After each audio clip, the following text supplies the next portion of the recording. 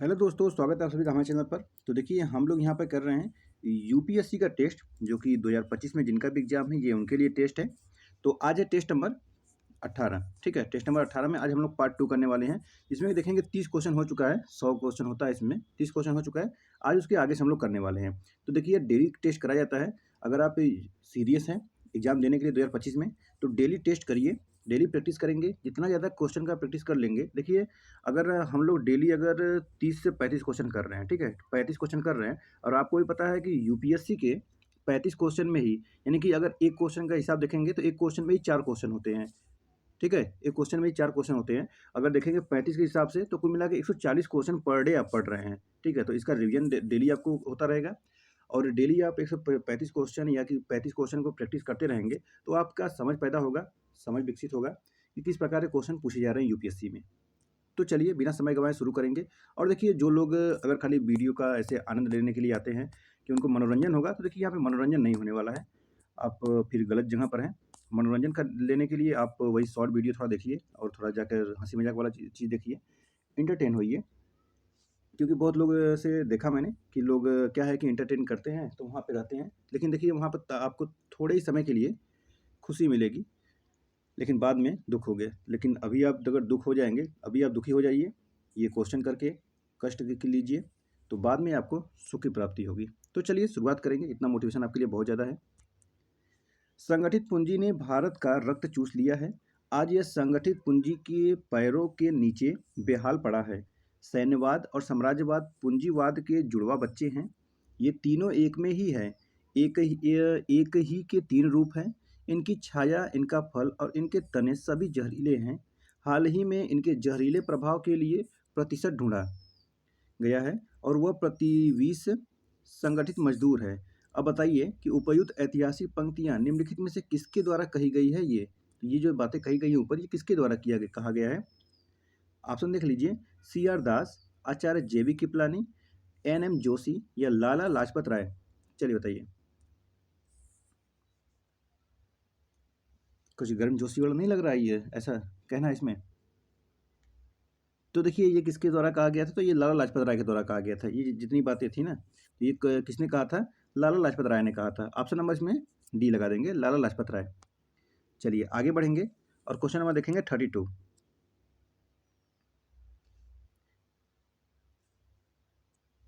उच्च न्यायपालिका के न्यायाधीशों द्वारा ली जाने वाली शपथ के संदर्भ में निम्नलिखित कथनों पर विचार कीजिए। पहला है, सुप्रीम कोर्ट या हाई कोर्ट के न्यायाधीश की शपथ में कोई अंतर नहीं होता है। और दूसरा कह रहा है, सुप्रीम कोर्ट या हाई कोर्ट के न्यायाधीशों की शपथ का उल्लेख भारत के संविधान की तीसरी अनुसूची में किया गया है। तीसरा है कि सुप्रीम कोर्ट या हाई कोर्ट के न्यायाधीश भारत के संविधान के संरक्षण और प्रतिरक्षण की शपथ नहीं लेते हैं। चलिए बताना इसमें है कितने सही हैं, और आप ऑप्शन भी पहले देख लीजिए। केवल एक और दो, या ओनली टू, या एक और तीन है, या तो तीनों कथन सही है। ठीक है, चलिए क्वेश्चन नंबर 32। अब ध्यान से देखेंगे इसको और आंसर करेंगे। किसके बारे में है, हाई कोर्ट के न्यायाधीशों द्वारा ली जाने वाली शपथ के बारे में है। तो क्या कह रहा है, पहला कि सुप्रीम कोर्ट हो या हाई कोर्ट के न्यायाधीश की शपथ में कोई अंतर नहीं होता है। दोनों एक ही शपथ लेंगे। हम भारत के संविधान के प्रति सच्ची श्रद्धा और निष्ठा रखेंगे, तो उनका शपथ जो भी है वो लेंगे। ठीक है, जैसे वो कहेंगे ना कि प्रारूप में क्या है, जैसे कि मैं, और फिर अपना नाम लेंगे, ईश्वर की शपथ लेता हूँ कि मैं विधि द्वारा स्थापित भारत के संविधान के प्रति सच्ची श्रद्धा और निष्ठा रखूंगा। मैं भारत की संप्रभुता और अखंडता को अछूट बनाए रखूंगा। मैं विधि पूर्वक और निष्ठापूर्वक तथा अपनी सर्वोच्चतम क्षमता, ज्ञान एवं निर्णय के अनुसार बिना किसी भय या पक्षपात, श्रेय अथवा देश के बिना अपने पद के कर्तव्यों का पालन करूंगा और संविधान एवं विधियों की मर्यादा बनाए रखूंगा। ऐसा ये सुप्रीम कोर्ट हाई कोर्ट जो है दोनों लोग एक ही लेते हैं। तो पहला कथन बिल्कुल सही है। वही दूसरा कह रहा है कि सुप्रीम कोर्ट या हाई कोर्ट के न्यायाधीशों की शपथ का उल्लेख भारत के संविधान की तीसरी अनुसूची में है। तो बिल्कुल सही बात है। पहले में राज्य है, दूसरे में वेतन है, सैलरी दिया गया है, और तीसरे में जो है शपथ देना है। ठीक है, ओथ। तो तीसरा दूसरा भी सही है, पहला दूसरा दोनों सही हो गया। चलिए तीसरा देखेंगे। तीसरा हो जाएगा, सुप्रीम कोर्ट या हाई कोर्ट के न्यायाधीश भारत के संविधान के संरक्षण और प्रतिरक्षण की शपथ नहीं लेते हैं। तो देखिए इसमें ये भी सही हो जाएगा, ऑप्शन नंबर तीसरा भी सही हो जाएगा। कुल मिला के इसमें लगा देंगे ऑप्शन नंबर डी करेक्ट। तीनों के तीनों ही कथन सही है। चलिए तो ऑप्शन नंबर डी करेक्ट हो जाएगा। और इसी साथ आगे बढ़ेंगे, क्वेश्चन नंबर 33 देखेंगे। निम्नलिखित में से क्या भारत के संविधान की उद्देशिका में सन्निहित है? लोक कल्याण की समानता, अवसर की समानता, न्याय की समानता, परिणाम की समानता। 33 नंबर।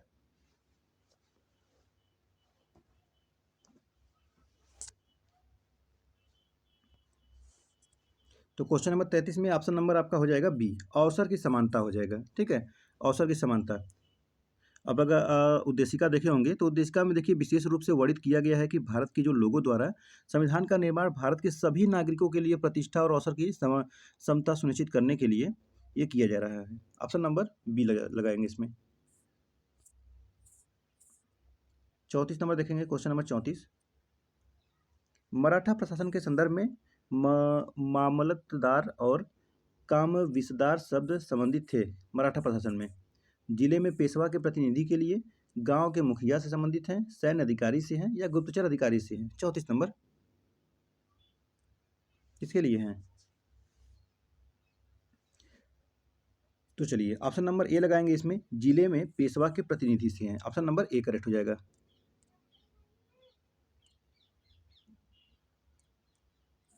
चलिए क्वेश्चन नंबर 35 देखेंगे। आईएनए आज़ाद हिंद फौज के संदर्भ में निम्नलिखित कथनों पर विचार कीजिए। आईएनए के गठन का विचार सर्वप्रथम रास बिहारी बोस के मन में आया था। और दूसरा है कि 1942 में भारत छोड़ो आंदोलन के शुरू होने से आईएनए को प्रोत्साहन मिला। और तीसरा है 1943 में इसने एक अस्थायी भारतीय सरकार की स्थापना की जिसका मुख्यालय जो केवल रंगून में था। कितने सही होंगे इसमें से? ऑप्शन देख लीजिए, केवल एक, केवल दो, सभी तीन या तो कोई नहीं। Question number 35।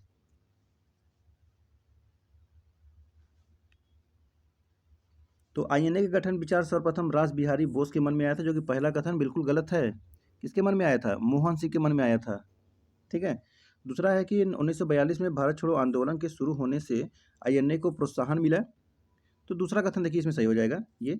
और तीसरा कह रहा है 1943 में इसने एक अस्थायी भारतीय सरकार की स्थापना की जिसका मुख्यालय केवल रंगून में था। केवल, तो देखिए ये कथन गलत हो जाएगा। वैसे केवल केवल शब्द, अत्यधिक या सभी, ये शब्द ध्यान दिया करिए। तो देखिए आईएनए के दूसरे चरण में अक्टूबर 1943 में रास बिहारी बोस ने एक अस्थायी भारतीय सरकार की स्थापना की जिसका मुख्यालय रंगून के साथ साथ सिंगापुर में भी स्थापित किया गया था। ठीक है। तो पहला और तीसरा गलत, यानी दो कथन गलत, सिर्फ एक ही सही हुआ। तो क्या लगाएंगे? तो लगाएंगे वही ऑप्शन नंबर ए लगा देंगे, ओनली वन हो जाएगा। 36 नंबर देखेंगे, क्वेश्चन नंबर 36। निम्नलिखित घटनाओं पर विचार कीजिए। पहली समानांतर सरकार का गठन चित्तू पांडे के नेतृत्व में बलिया में किया गया था। दूसरा है आंदोलन की पूरी अवधि के लिए नेशनल हेराल्ड और हरिजन के प्रकाशन पर रोक लगा दी गई। तीसरा है पुलिस की अवज्ञा करते हुए सार्वजनिक भवनों पर जबरन राष्ट्रीय ध्वज फहराए गए थे। और तीसरा है नियमित संवाद के लिए राम मनोहर लोहिया ने कांग्रेस रेडियो पर प्रसारण किया था। बताना है कि उपयुक्त में से कितने भारत छोड़ो आंदोलन के दौरान कांग्रेस के प्रमुख नेताओं की गिरफ्तारी के परिणाम थे? केवल एक, केवल दो, केवल तीन या तो सभी चार? चलिए बताइए कितने थे। Question number 36। तो गिरफ्तारी से के परिणाम के बारे में पूछ रहा है कांग्रेस के प्रमुख नेताओं का।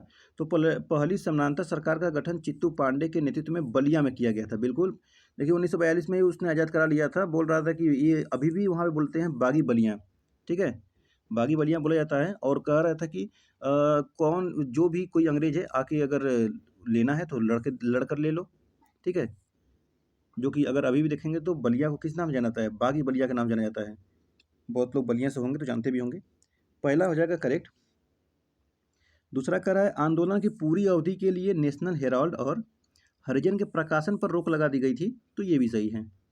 तीसरा है कि पुलिस की अवज्ञा करते हुए सार्वजनिक भवनों पर जबरन राष्ट्रीय ध्वज फहराए गए थे। तो ये भी सही हो जाएगा। चौथा है नियमित संवाद के लिए राम मनोहर लोहिया ने कांग्रेस रेडियो पर प्रसारण किया था। तो सही बात है, इन्होंने किया ही था। तो ये भी एक भारत छोड़ो आंदोलन में कांग्रेस की गिरफ्तारी के लिए परिणाम था ये। तो कुल मिलाकर देखेंगे चारों के चारों ही कथन हो जा रहा है। तो ऑप्शन नंबर इसमें क्या है? तो स्वाभाविक सी बात है, ऑप्शन नंबर इसमें डी लगा देंगे, सभी चारों कथन सही है। ऑप्शन नंबर डी करेक्ट हो जाएगा। तो जब डी सही हो जाता है तो इसी के साथ हम लोग आगे बढ़ेंगे और अगला क्वेश्चन की तरफ चलेंगे। क्वेश्चन नंबर है 37। 37 क्या कहता है? उच्च न्यायालयों के संदर्भ में निम्नलिखित कथनों पर विचार कीजिए। संविधान संसद और संबंधित राज्य विधानमंडलों को किसी भी हाईकोर्ट में न्यायाधीशों की संख्या निर्धारित करने का अधिकार देता है। और दूसरा है कि संसद एक हाईकोर्ट के क्षेत्राधिकार का विस्तार किसी संघ शासित प्रदेश तक कर सकती है अथवा किसी संघ शासित प्रदेश को एक हाईकोर्ट के क्षेत्राधिकार से बाहर कर सकती है। कितने सही हैं? केवल एक, केवल दो, केवल एक, केवल दो, दोनों सही है, दोनों गलत। चलिए बताइए। Question number 37। Question number 37।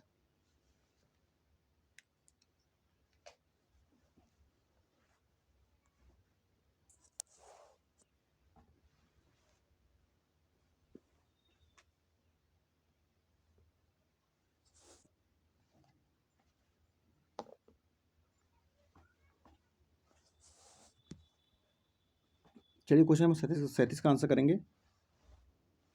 कह रहा है संविधान संसद और संबंधित राज्य विधानमंडलों को किसी भी हाई कोर्ट में न्यायाधीशों की संख्या निर्धारित करने का अधिकार देता है, जो कि पहला कथन गलत हो जाएगा। पहला कथन गलत हो जाएगा। क्यों गलत होगा? देखिए, संविधान द्वारा हाई कोर्ट में न्यायाधीशों की संख्या निर्धारित नहीं की गई है। हाई कोर्ट में न्यायाधीशों की संख्या निर्धारित करना राष्ट्रपति के विवेकाधिकार पर छोड़ दिया गया है, और वही राष्ट्रपति द्वारा समय समय पर किसी हाई कोर्ट में न्यायाधीशों की संख्या का निर्धारण उस हाई कोर्ट मतलब उस न्यायालय के कार्यभार के आधार पर किया जाता है। तो पहला कथन गलत हो जाएगा। वही दूसरा है कि संसद एक हाई कोर्ट के क्षेत्राधिकार का विस्तार किसी संघ शासित प्रदेश तक कर सकती है अथवा किसी संघ शासित प्रदेश को एक हाई कोर्ट के क्षेत्राधिकार से बाहर कर सकती है। तो ये सही है। दूसरा सही हो जाएगा, पहला गलत हो जाएगा। तो ऑप्शन नंबर इसमें बी लगाएंगे, ओनली 2 होगा, ओनली 2 हो जाएगा। चलिए आगे बढ़ेंगे, नेक्स्ट क्वेश्चन देखेंगे। Question number 38। अब यहाँ पे कथन और कारण क्वेश्चन आ चुका है। 38 क्या है? निम्नलिखित कथनों पर विचार कीजिए। कथन है कि भारत सरकार अधिनियम 1935 के तहत संघीय सरकार का गठन नहीं हो सका। अब कथन 2 की जगह क्योंकि का शब्द यूज करेंगे।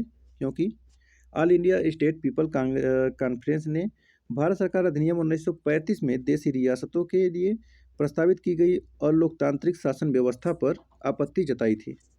कौन सा कथन सही है इसमें से? इसमें सबसे पहले आप ऑप्शन देख लीजिए। ऑप्शन क्या है कि दोनों कथन सही है और सही व्याख्या करता है, और ऑप्शन बी क्या है कि दोनों कथन सही है लेकिन सही व्याख्या नहीं करता है।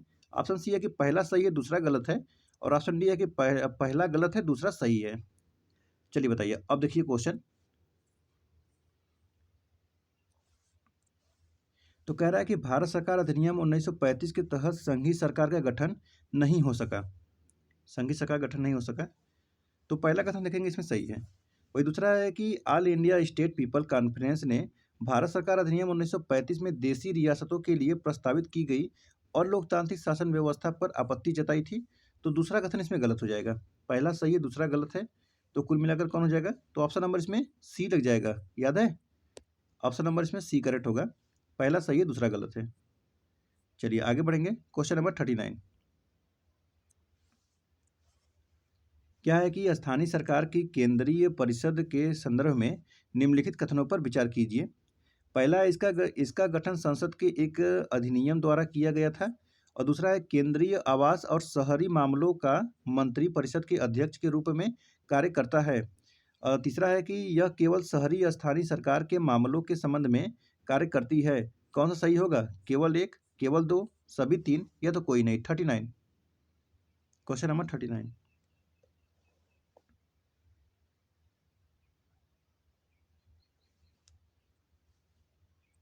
तो देखेंगे इसका गठन संसद के एक अधिनियम द्वारा किया गया था। पहला सही होगा, पहला कथन गलत हो जाएगा। इसमें पहला कथन गलत होगा क्योंकि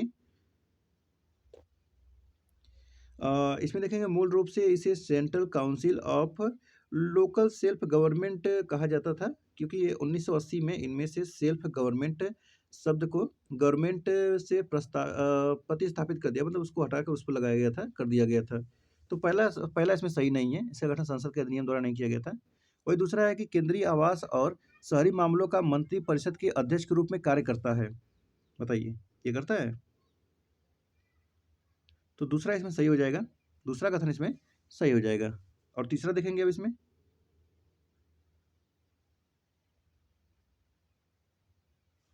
तीसरा है कि यह केवल शहरी स्थानीय सरकार के मामलों के संबंध में कार्य करती है। तो ये केवल शहरी स्थानीय सरकार के मामलों में कार्य करती है, तो ये भी सही है। तो कितने सही हुए? 2 सही हुए, लेकिन इसमें पूछा क्या है ध्यान दीजिएगा, कौन सा सही नहीं है? कितने सही नहीं है? तो 1 सही नहीं है। ऑप्शन क्या लगाएँगे? ओनली 1 हो जाएगा कि 1 ही सही नहीं है, सिर्फ़ 1 सही नहीं है। ऑप्शन नंबर ए ओनली 1 हो जाएगा। चलिए इसी के साथ देखेंगे क्वेश्चन नंबर 40।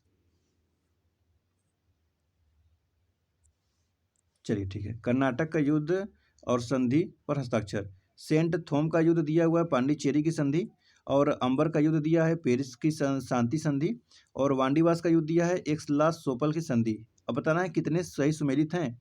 केवल 1, केवल 2, सभी 3, कोई नहीं। 40 नंबर बताइए। क्वेश्चन नंबर 40 का आंसर।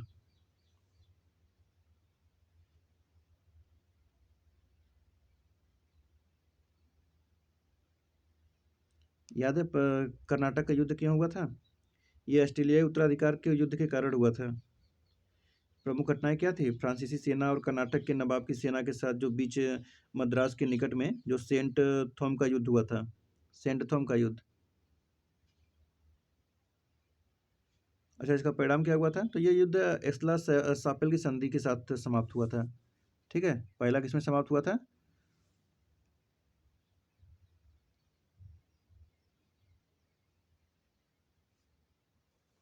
सोंडथेम का युद्ध, एक्सला सोपेल।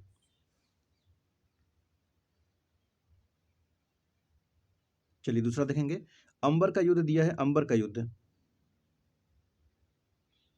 अंबर का युद्ध कब हुआ था?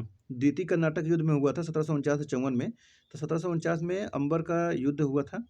ये युद्ध जो है चंदा साहिब मुजफ्फर जंग और फ्रांसीसी की संयुक्त सेना बनाम ये अनवर उद दीन के बीच लड़ा गया था। ठीक है, परिणाम क्या हुआ था इसका? तो वित्तीय घाटे के कारण फ्रांसीसी सरकार ने इसे डुप्ले को वापस बुला लिया था और पांडिचेरी की संधि पर हस्ताक्षर हुआ था। पांडिचेरी की संधि पर हस्ताक्षर। और वांडीवास का युद्ध, तो ये पेरिस संधि के साथ समझौता हुआ था। तो कुल मिलाकर इसमें कोई भी कथन सही नहीं है। ऑप्शन नंबर डी लगा देंगे, कोई भी कथन सही नहीं है। ऑप्शन नंबर डी हो जाएगा। चलिए आगे बढ़ेंगे। क्वेश्चन नंबर 41 देखेंगे। हाल ही में आयोजित वैश्विक बौद्ध शिखर सम्मेलन के संदर्भ में निम्नलिखित कथनों पर विचार कीजिए। पहला है, यह संस्कृति मंत्रालय द्वारा आयोजित पहला वैश्विक बौद्ध शिखर सम्मेलन था। और दूसरा है कि इसका आयोजन अंतर्राष्ट्रीय बौद्ध परिसंघ के सहयोग से किया गया था। उपयुक्त कथनों में से कितने सही हैं? केवल 1, केवल 2, दोनों सही या दोनों गलत? Question number 41। Question number 41। तो देखिए इसमें दोनों के दोनों कथन सही है। ऑप्शन नंबर सी लगा देंगे। ऑप्शन नंबर सी हो जाएगा। चलिए आगे बढ़ेंगे। नेक्स्ट देखेंगे 42 नंबर। राष्ट्रीय सम्मेलन जिसमें भारतीय राष्ट्रमंडल विधेयक 1925 तैयार किया गया था की अध्यक्षता की गई थी? जवाहरलाल नेहरू द्वारा, तेज बहादुर सप्रू द्वारा, मोतीलाल नेहरू द्वारा, जी के गोखले द्वारा। 42 नंबर।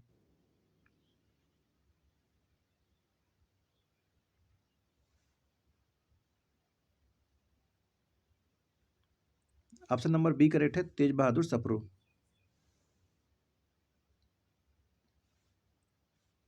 आगे बढ़ेंगे 43 नंबर। भारत में सरकार के संसदीय स्वरूप को अपनाया गया है क्योंकि मंत्रिपरिषद का चुनाव संसद द्वारा किया जाता है और वह संसद के प्रति उत्तरदायी होती है। अब बताना है कौन सा सही है। कथन और कारण दोनों सही है, सही व्याख्या करता है या तो सही व्याख्या नहीं करता है। और वही देखेंगे सी में क्या है, पहला सही है दूसरा गलत है, डी में है कि पहला गलत है दूसरा सही है। चलिए बताइए 43 नंबर। तो देखिए मंत्रिपरिषद जो है ना, ये उत्तरदायी किसके प्रति? संसद के प्रति नहीं, सिर्फ लोकसभा के प्रति उत्तरदायी होती है। पहला कथन गलत, दूसरा कथन गलत हो जाएगा, पहला सही हो जाएगा इसका मतलब। तो कुल मिलाकर इसमें ऑप्शन नंबर सी लगा देंगे। ठीक है, जब पहला दूसरा कथन गलत हो चुका है तो पहला तो ऑटोमेटिक ठीक हो जाना है। तो ऑप्शन नंबर इसमें सी लग जाएगा। ओके, चलिए 44 नंबर देखेंगे। Question number 44। निम्नलिखित कथनों पर विचार कीजिए। रैले आयोग का गठन भारत में प्राथमिक और माध्यमिक शिक्षा की स्थितियों एवं संभावनाओं का अध्ययन करने के लिए किया गया था। और दूसरा है, नरमपंथियों ने रैले आयोग के सुझाव पर आपत्ति जताई क्योंकि वे इसे प्रतिगामी उपाय मानते थे। कितने सही हैं? केवल 1, केवल 2, दोनों सही है, दोनों गलत। 44 नंबर।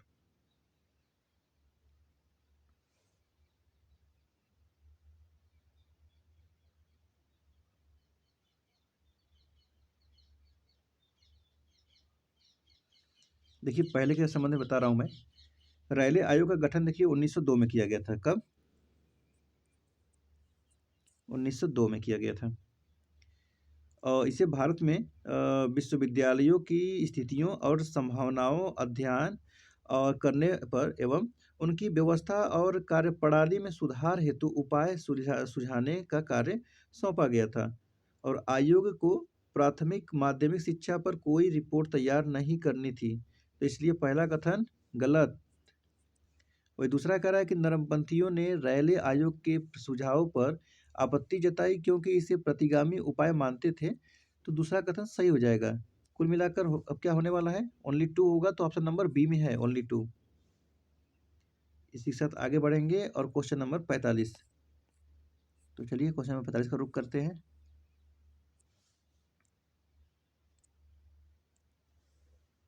निम्नलिखित राज्यों को उनकी विधान सभाओं में सदस्यों की संख्या के घटते क्रम में व्यवस्थित कीजिए। आंध्र प्रदेश, उड़ीसा, पंजाब, राजस्थान। चलिए किसके बारे में है? राज्यों को उनकी विधान सभाओं की सीटें। जैसे कि अगर आप यूपी में देखेंगे तो यूपी में कितनी हैं? 403 सीटें हैं।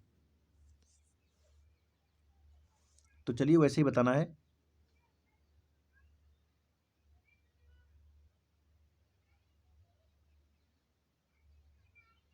तो विधानसभा की देखिए अधिकतम सदस्य संख्या कितनी हो सकती है?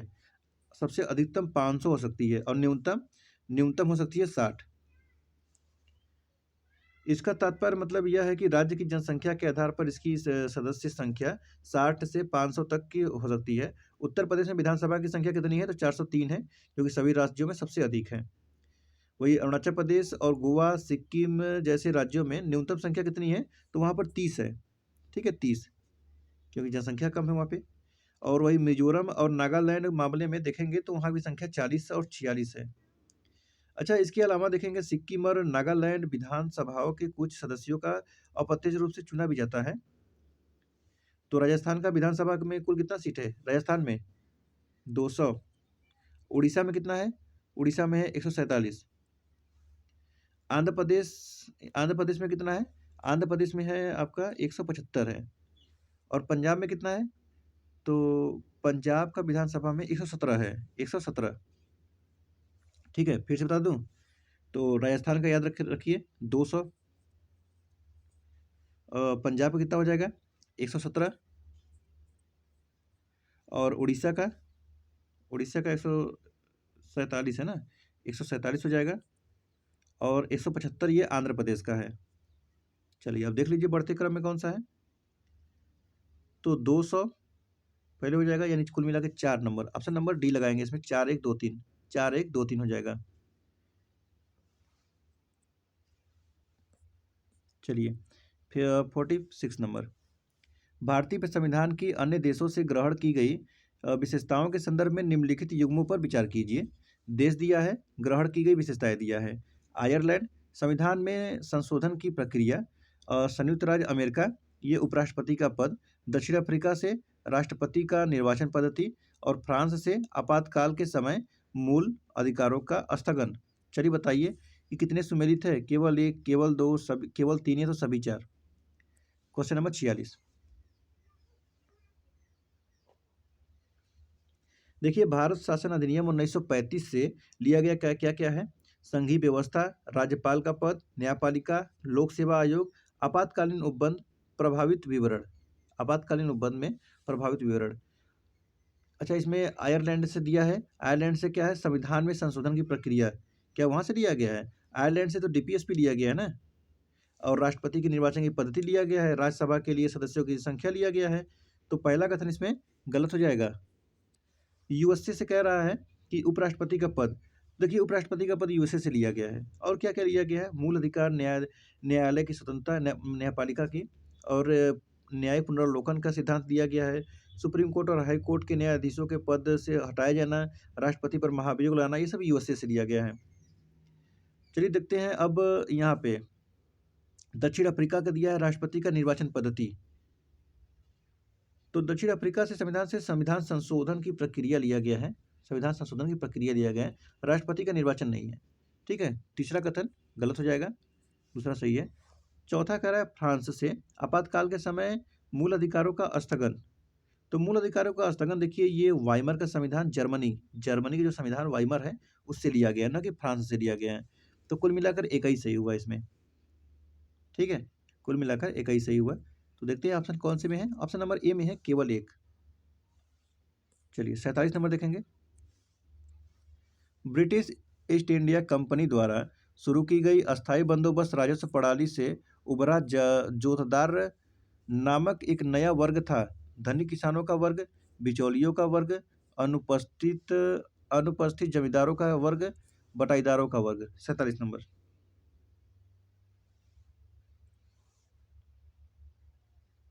ऑप्शन नंबर इसमें ए लगाएंगे, धनी किसानों का वर्ग। ठीक है,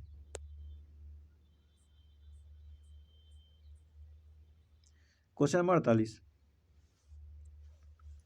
उद्देश्य प्रस्ताव के संदर्भ में निम्नलिखित कथनों पर विचार कीजिए। पहला है, उद्देश्य प्रस्ताव के अधिकांश महत्वपूर्ण प्रावधानों को बाद में प्रस्तावना के रूप में स्वीकार कर लिया गया। दूसरा है, उद्देश्य प्रस्ताव में लोकतांत्रिक शब्द का उल्लेख नहीं था। तीसरा है, इसे नेहरू ने प्रस्तुत किया था और सरदार पटेल ने इसका समर्थन किया था। कौन सा कथन सही है इसमें से? केवल एक, या तो एक और दो, या तो दो और तीन, या तो केवल तीन। चलिए बताइए। Question number 48।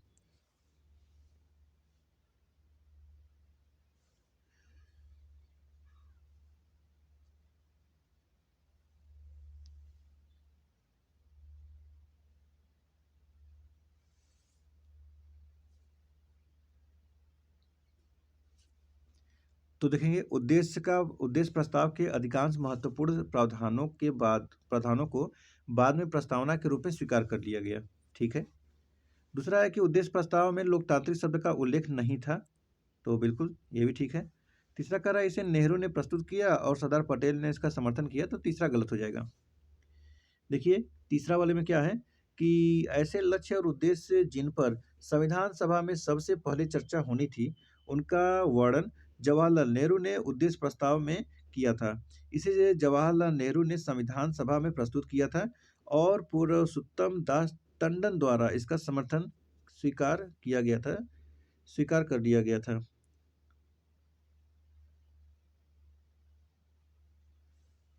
तो कुल मिलाकर ऑप्शन नंबर इसमें बी लगा देंगे कि 1 और 2 सही हो जाएगा। 1 और 2 सही हो जाएगा। इसमें से देखेंगे 1 और 2। ओके, 3 वाला गलत है। चलिए 49 नंबर देखेंगे। निम्नलिखित घटनाओं पर विचार कीजिए। हिरोशिमा पर परमाणु का बम गिराना, इटली की घोषणा, रॉयल इंडियन नेवी विद्रोह। कौन सा सही है? कल अनुक्रम बताना है। 1 2 3, 3 2 1, 2 1 3, या तो 1 3 2।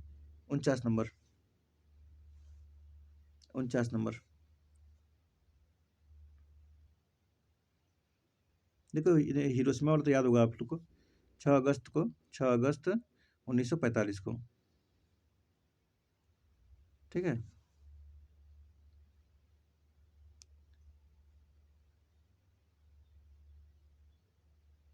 और इटली का घोषणा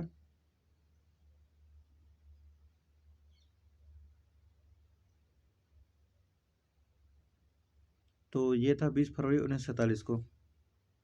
1947।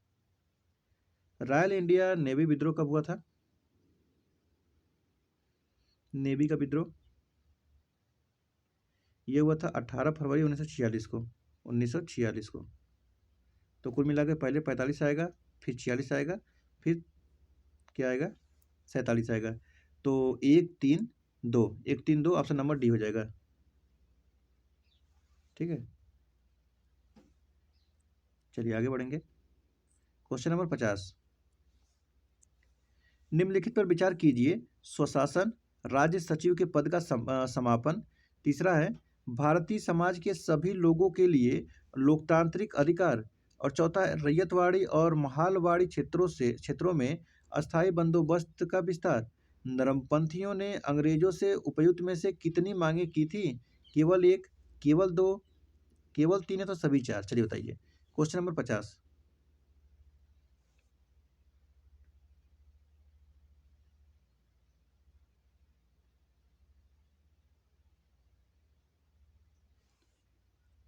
तो देखिए, स्वशासन का मांग किया था। राज्य सचिव के पद का समापन, ये नहीं किया था। भारतीय समाज के सभी लोगों के लिए लोकतांत्रिक अधिकार, तो ये भी नहीं था। रैयतवाड़ी और महलवाड़ी क्षेत्रों में अस्थायी बंदोबस्त का विस्तार, तो ये था। कुल मिलाकर 2 गलत 2 सही है। तो कितने कथन सही हुए? 2 कथन सही हुए। ऑप्शन नंबर बी लगा देंगे, ओनली 2। चलिए 51 नंबर देखेंगे। Question number 51। कथन और कारण क्वेश्चन है। कथन है, अनुमोदन मतदान प्रणाली दलों के बीच चुनाव से पूर्व गठबंधन और सीट बंटवारे की व्यवस्था की आवश्यकता को कम कर देती है। वही दूसरा है, क्योंकि रैग्ड चॉइस वोटिंग पर आधारित होने के कारण अनुमोदन मतदान प्रणाली फायदेमंद है। कौन सा सही है इसमें से? दोनों सही है। सही व्याख्या करता है या तो सही व्याख्या नहीं करता है। ऑप्शन सी है पहला सही है दूसरा गलत है। ऑप्शन डी है पहला गलत है दूसरा सही है। चलिए क्वेश्चन नंबर 51।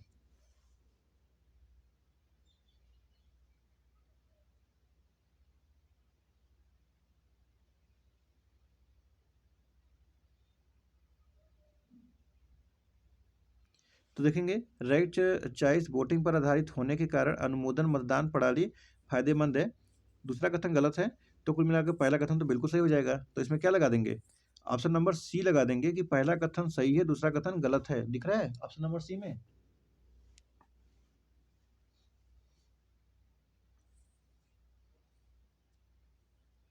चलिए अब देखेंगे क्वेश्चन नंबर 52। निम्नलिखित कथनों पर विचार कीजिए। पहला है, भारतीय राष्ट्रीय कांग्रेस की प्रथम महिला अध्यक्षता जो है एनी बेसेंट ने की थी। ठीक है। दूसरा देखते हैं, भारतीय राष्ट्रीय कांग्रेस के प्रथम अंग्रेज अध्यक्ष एओ ह्यूम थे। कौन सा सही होगा? केवल एक, केवल दो, दोनों सही है दोनों गलत। 52 नंबर।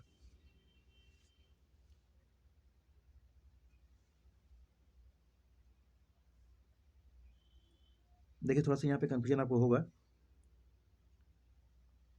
देखिए एनी बेसेंट तो आपको याद होगा कि पहली कांग्रेस महिला थी। 1916 का ये था, ठीक है, इनका लखनऊ अधिवेशन। और इसमें दूसरा जो लग रहा होगा कि आप भारतीय राष्ट्रीय कांग्रेस के प्रथम अंग्रेज ओ ए जो ह्यूम थे, तो दूसरा कथन गलत हो जाएगा। देखिए वो तो महासचिव थे ना, वो महासचिव थे। और उस समय महासचिव थे, पहले जो बनाए गए थे तो कौन थे? व्योमेश चंद्र बनर्जी थे।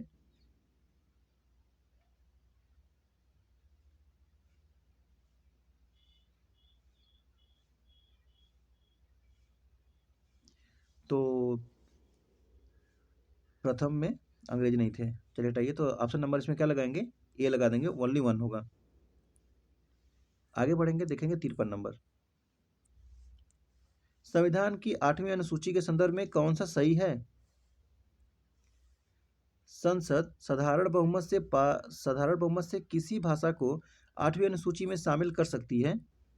और दूसरा है कि मूल संविधान की 8वीं अनुसूची में शामिल 14 भाषाओं में कन्नड़, कोंकणी और मलयालम शामिल थी। कितने सही हैं? केवल एक, केवल दो, सभी तीन, दोनों कथन या तो दोनों कथन गलत। चलिए बताइए। अच्छा, एक वीडियो था, उसमें एक बिहार के नेता से पूछा गया था। वो एक मनीष कश्यप का शायद वीडियो था। पूछ रहे थे कि अच्छा सुनिए ना, 8वीं भोजपुरी भाषा को 8वीं अनुसूची में डालना चाहिए कि नहीं डालना चाहिए? तो कह रहे बिल्कुल डालना चाहिए। बिल्कुल डालना चाहिए। 8 नंबर में क्या, नंबर 1 पे डालना चाहिए। उनको ये भी नहीं पता था कि वो 8वें अनुसूची की बात कर रहे हैं। तो कह रहे हैं कि 8वें अनुसूची में डालना चाहिए कि नहीं डालना चाहिए? तो कह रहे हैं कि 8वें में क्या, नंबर 1 पे डालना चाहिए। खैर वो मजाक की बात थी वो, लेकिन फिर भी उनको जानना चाहिए। तो क्वेश्चन नंबर 53 देखेंगे कि संसद साधारण बहुमत से किसी भाषा को 8वीं अनुसूची में शामिल कर सकती है। सही है। कह रहा है मूल संविधान की 8वीं अनुसूची में शामिल 14 भाषाओं में कन्नड़, कोंकणी, मलयालम शामिल थी। तो कोंकणी तो नहीं शामिल था उसमें। ये तो कौन सा संविधान संशोधन किया गया था? 21वां नहीं, 71वां किया गया था। तो उसमें कोंकणी को शामिल किया गया था। तो दूसरा कथन गलत हो जाएगा। तो ऑप्शन नंबर ए लगा देंगे, ओनली 1 होगा।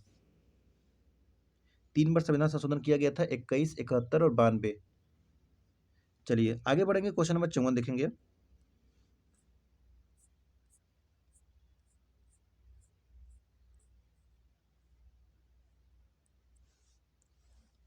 निम्नलिखित विभिन्न प्रकार के जल निकायों पर विचार कीजिए।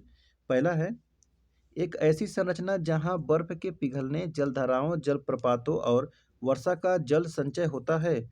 और दूसरा है किसी जलधारा, नाले या नदी से मोड़कर संचय किया गया जल। और तीसरा है महासागर और लैगून। चौथा है स्विमिंग पूल। और पांचवा है केवल मवेशियों के पानी पीने के लिए बनाए गए पक्के खुले जल के टैंक। बताना क्या है कि भारत की जल निकायों की पहली गणना के तहत जल निकायों की परिभाषा के अंतर्गत उपयुक्त में से कितने शामिल हैं? केवल 2, केवल 3, केवल 4 या तो सभी 5? चलिए बताइए। 54 नंबर, क्वेश्चन नंबर 54।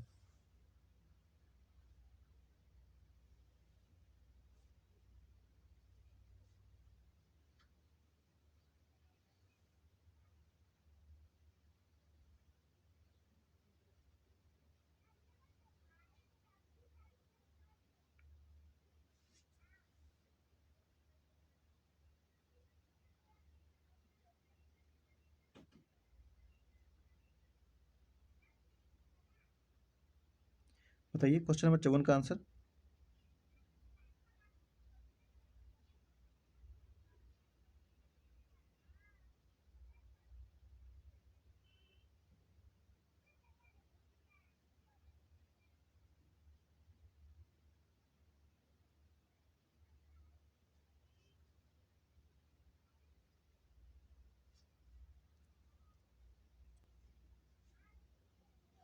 तो चलिए देखेंगे। तो देखेंगे इसमें क्या पूछ रहा है। पूछ रहा है कि भारत की निकायों में पहली गणना के तहत जल निकायों की परिभाषा के अंतर्गत क्या उपयुक्त में से शामिल किया गया था। तो इसमें किया गया था किसी जलधारा, नाले या नदी को मोड़कर संचय किया गया जल। सिर्फ दूसरा वाला सही है, ओनली ये वाला सही है, ठीक है। और इसमें एक और देखेंगे, सभी जल निकायों को आकार, उनकी स्थिति, अतिक्रमण के इसमें स्थान पे केवल आंकड़े के स्तर पे उपलब्ध थे। और इसमें पहले भी ऑप्शन में करेक्ट करेंगे कि एक ऐसी संरचना जहां बर्फ के पिघलने, जलधाराओं, प्रपातों और वर्षा का जल संचय होता हो। यानी कुल मिलाकर पहला और दूसरा कथन सही हो जाएगा। और ये 3, 4, 5 इसमें से हटा देंगे, क्योंकि देखिए ये गणना में उन सभी जल निकायों को शामिल किया गया था, ठीक है, जो कि 7 विशिष्ट प्रकार के निकाय की गणना किया गया था, जो कि महासागर, लैगून, नदियाँ, जलप्रपात, झरने, ये सब जो थे, तो ये उसके लिए था। तो कुल मिलाकर 1 और 2 सही हो जाएगा। ऑप्शन नंबर इसमें ए लगा देंगे, ओनली 2 होगा, ठीक है, ओनली 2। चलिए क्वेश्चन नंबर 55 देखेंगे। सी राजगोपालाचारी फार्मूला 1944 के लिए उठाई गई आपत्तियों के संदर्भ में निम्नलिखित में से कथनों पर विचार कीजिए। मोहम्मद अली जिन्ना चाहते थे कि जनमत संग्रह में केवल उत्तर पश्चिम और उत्तर पूर्व के मुसलमानों को ही मत देने का अधिकार दिया जाए, न कि पूरी जनसंख्या को। और दूसरा है कि वीर सावरकर के नेतृत्व में हिंदू नेताओं ने इस फार्मूले की तीव्र आलोचना की। कौन सा सही है? केवल 1, केवल 2, दोनों सही या दोनों गलत? 55 नंबर। तो क्वेश्चन नंबर 55 में देखेंगे, मोहम्मद अली जिन्ना चाहते थे कि जनमत संग्रह में केवल उत्तर पश्चिम और उत्तर पूर्व के मुसलमानों को हित मतदान देने का अधिकार दिया जाए, न कि पूरी जनसंख्या का। तो ये सही है। और दूसरा कह रहा है वीर सावरकर के नेतृत्व में हिंदू नेताओं ने इस फार्मूले की तीव्र आलोचना की। तो ये भी ठीक है। ऑप्शन नंबर सी लगा देंगे। दोनों के दोनों कथन बिल्कुल सही है, दोनों के दोनों कथन सही है। और आगे बढ़ेंगे, क्वेश्चन नंबर 56 देखेंगे। सुभाष चंद्र बोस निम्नलिखित में से कितने संगठनों से संबंधित थे? Indian independence league, forward block, मुक्ति सेना, गदर पार्टी? बताइए। केवल 1, केवल 2, केवल 3, सभी 4? 56 नंबर, 56 नंबर बताइए।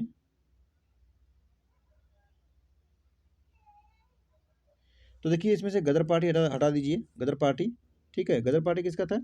रास बिहारी बोस संबंधित थे। बाकी Indian independence league, forward block, मुक्ति सेना, ऑप्शन सी लगा देंगे। इसमें 3 कथन सही है, इसमें से 3 कथन। और आगे बढ़ेंगे, अगला क्वेश्चन देखेंगे, क्वेश्चन नंबर 57। गोगार्डी साल के संदर्भ में निम्नलिखित कथनों पर विचार कीजिए। इन्हें स्वदेशी कुरुमा और कुरुबा चरवाहे समुदायों द्वारा बुना जाता है। और दूसरा है इन्हें नल्ला गोर्रे भेड़ के मोटे ऊन का उपयोग करके बनाया जाता है। उपयुक्त कथनों में से कौन सा सही है? केवल 1, केवल 2, दोनों सही या दोनों गलत? 57 नंबर। गोंगाली साल, तो इन्हें स्वदेशी कुरुमा और कुरुबा चरवाहे समुदायों द्वारा बुना जाता है, सही है। और दूसरा है इन्हें नल्ला गोर्रे भेड़ के मोटे ऊन का उपयोग करके बनाया जाता है, तो ये भी सही है। ऑप्शन नंबर सी लगा देंगे इसमें, दोनों के दोनों ही कथन बिल्कुल सही है। चलिए आगे बढ़ेंगे, नेक्स्ट देखेंगे इसमें क्वेश्चन नंबर 58। सविनय अवज्ञा आंदोलन के नेतृत्वकर्ता और क्षेत्र दिया है। सी राजगोपालाचारी तमिलनाडु दिया है, इमाम साहब लखनऊ और के केलप्पन केरल। चलिए बताइए कितने सुमेलित हैं? केवल एक, केवल दो, सभी तीन, ये तो कोई नहीं। 58 नंबर।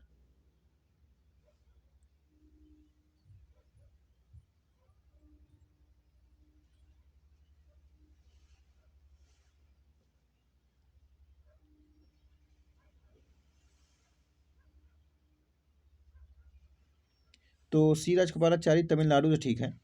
इमाम साहब लखनऊ नहीं, लखनऊ नहीं बल्कि कहाँ से, गुजरात से थे, गुजरात के धरसाड़ नामक कारखाने पर। और वही के केलप्पन, तो ये केरल से सही हो जाएंगे ना, केरल से ये सही हो जाएंगे। तो कुल मिलाकर एक और दो, मतलब दो कथन सही है, तो ऑप्शन नंबर बी लगा देंगे। दो युग्म सुमेलित हुए इसमें से। चलिए 59 नंबर देखेंगे, क्वेश्चन नंबर 59। निम्नलिखित युग्मों पर विचार कीजिए। जनजाति और राज्य दिया है, तिवा असम, कट्टू नायकन तमिलनाडु, सोलिगा मध्य प्रदेश। उपयुक्त युग्मों में से कितने सुमेलित हैं? केवल एक, केवल दो, सभी तीन, ये तो कोई नहीं। 59 नंबर 59।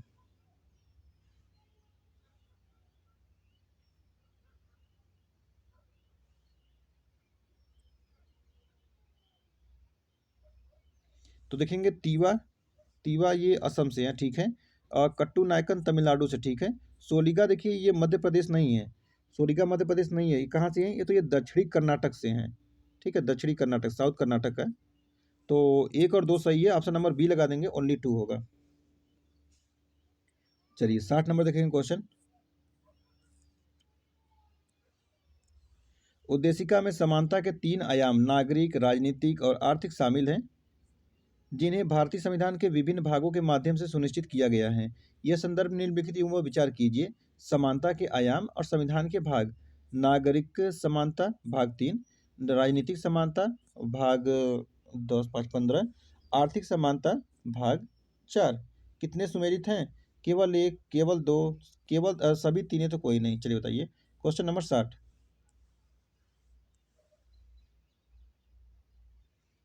Question number 60। तो देखिए नागरिक समानता जो है कि भाग 3 में है, कब से कहाँ से कहाँ तक है? 12 से 35 तक का है। और वही राजनीतिक समानता, तो ये राजनीतिक समानता क्या लिखा हुआ है? ये निर्वाचन संबंधित है ना, 15 में। तो ये निर्वाचन संबंधित कौन सा अनुच्छेद है?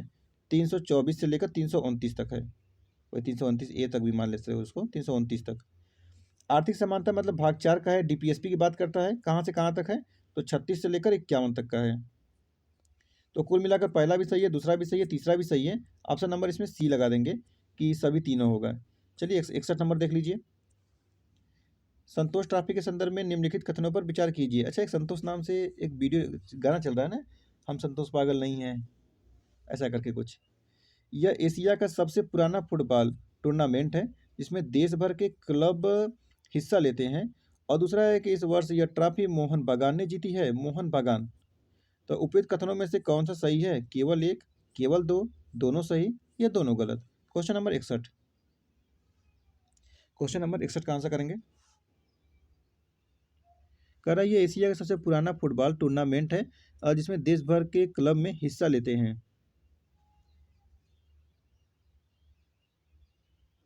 देखिए ये जो है संतोष ट्रॉफी, ये सबसे पुराना नहीं है, बल्कि ये डूरंड कप जो है ना, वो एशिया का सबसे पुराना और विश्व का तीसरा सबसे पुराना फुटबॉल टूर्नामेंट है। कौन सा? डूरंड। तो पहला कथन गलत हो जाएगा। और दूसरा कह रहा है कि यह वर्ष यह ट्रॉफी मोहन बागान ने जीती है, मोहन बागान ने जीती थी।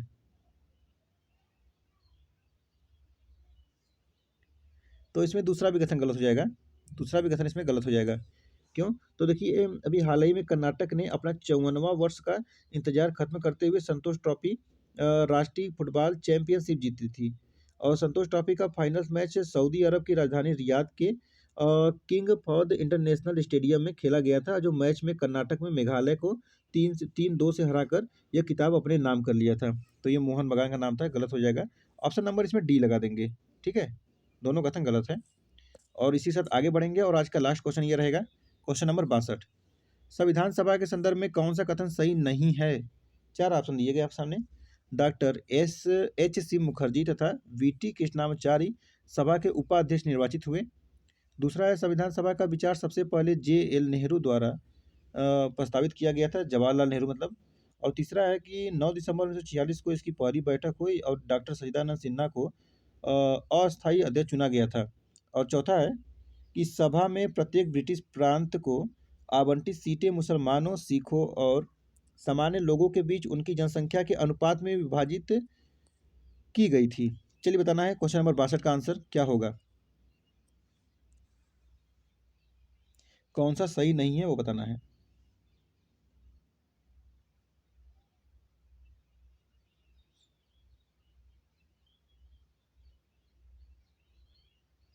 देखिए, डॉक्टर एस.जी. मुखर्जी तथा बी.टी. कृष्णामाचारी सभा के उपाध्यक्ष निर्वाचित हुए, सही है। संविधान सभा का विचार सबसे पहले जे.एल. नेहरू द्वारा प्रस्तावित किया गया था, तो ये कहाँ से किए गए थे? वो तो देखिए भारत में कब हुआ, किनके बारे में राय रखा गया था? एम.एन. रॉय, ठीक है, एम.एन. रॉय। कब की बात है? 1934 की। कभी अगर ईयर पूछ दे सबसे पहले कब आया था? 1934 में। अच्छा, कुल मिला के इसमें पूछा क्या था, कौन सा सही नहीं है? तो बी सही नहीं है, ऑप्शन नंबर बी लगा देंगे। और 9 दिसंबर 1946 को पहली बैठक हुई थी, सच्चिदानंद सिन्हा इसके अस्थायी थे, बने थे। और वही 11 दिसंबर को ही अस्थायी अध्यक्ष आ चुके थे। वो कौन थे? डॉक्टर राजेंद्र प्रसाद। और 13 दिसंबर को ही प्रस्ताव लाए थे, उद्देशिका प्रस्तावना। और इसमें तीसरा भी कथन ठीक है, चौथा वाला भी ठीक है। साथ में प्रत्येक ब्रिटिश प्रांत को आवंटित सीटें मुसलमानों, सिखों और सामान्य लोगों के बीच उनकी जनसंख्या के अनुपात में विभाजित की गई थी। तो कुल मिला के पहला सही है, तीसरा सही है, चौथा सही है, दूसरा कथन गलत है। और गलत ही पूछा है तो ऑप्शन नंबर बी हो जाएगा करेक्ट। ठीक है, तो चलिए इसी के साथ इसको समाप्त करेंगे। 2025 के लिए टेस्ट कर रहे थे, और जितने भी लोग देख रहे हैं लाइव, और जितने भी लोग देखिए वीडियो देखते हैं, आप लोग इतना मेहनत किया जाता है आप ही लोग के लिए, और आप लोग एक वीडियो लाइक भी नहीं कर सकते हैं। जिन्होंने कर दिया बहुत अच्छी बात है। चलिए फिर अब इसको नेक्स्ट वीडियो में लेके आया जाएगा। और देखिए पीसीएस का भी टेस्ट लगातार चलाया जा रहा है, तो जितने भी लोग पीसीएस का एग्जाम देना चाहते हैं, पीसीएस का टेस्ट जरूर करिए, बहुत कम समय बचा हुआ है। तो चलिए फिर मिलेंगे नेक्स्ट वीडियो में। Thank you so much.